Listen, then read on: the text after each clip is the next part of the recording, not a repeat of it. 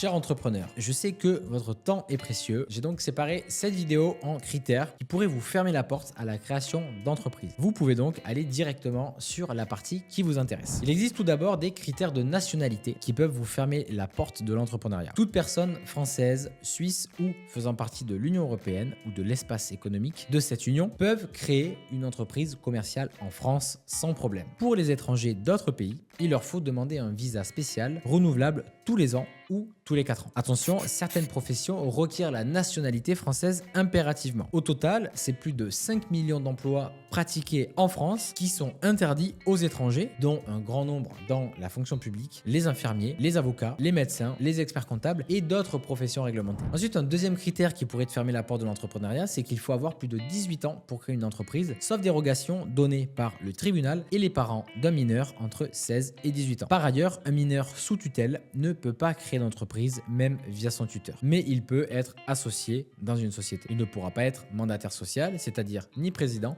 ni gérant. Ensuite, certaines professions dites réglementées nécessitent une preuve de la capacité professionnelle à exercer le métier. Bien souvent, c'est un diplôme, sans quoi exercer cette pratique serait illégal. C'est notamment le cas des professions médicales et juridiques, aussi des experts comptables, mais d'autres sont dans l'annuaire des professions réglementées que je te mets en lien juste ici dans la description de la vidéo. Par ailleurs, il y a certaines professions qui ne peuvent pas effectuer d'activités secondaires incompatibles avec leur activité principale. Par exemple, les agents de la fonction publique, les officiers ministériels, les experts comptables, les commissaires aux comptes, les avocats, les notaires et les architectes ne peuvent pas effectuer d'activités commerciales à côté de leur emploi. Pour les agents de la fonction publique, certaines activités artistiques sont par exemple possibles. Je t'invite à te renseigner sur la question directement. Et enfin, l'inscription d'un délit au casier judiciaire n'interdit pas en elle-même de créer une entreprise, sauf pour les professions réglementées. C'est la nature de la condamnation qui va conditionner les limites qui pourront être apportées à la personne en question. Pourront lui être interdites certaines professions comme la sécurité, le gardiennage ou un métier qui implique un contact habituel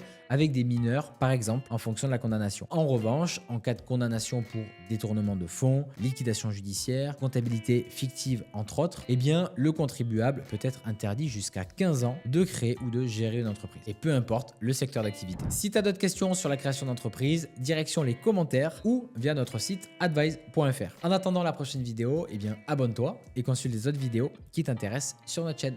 Salut!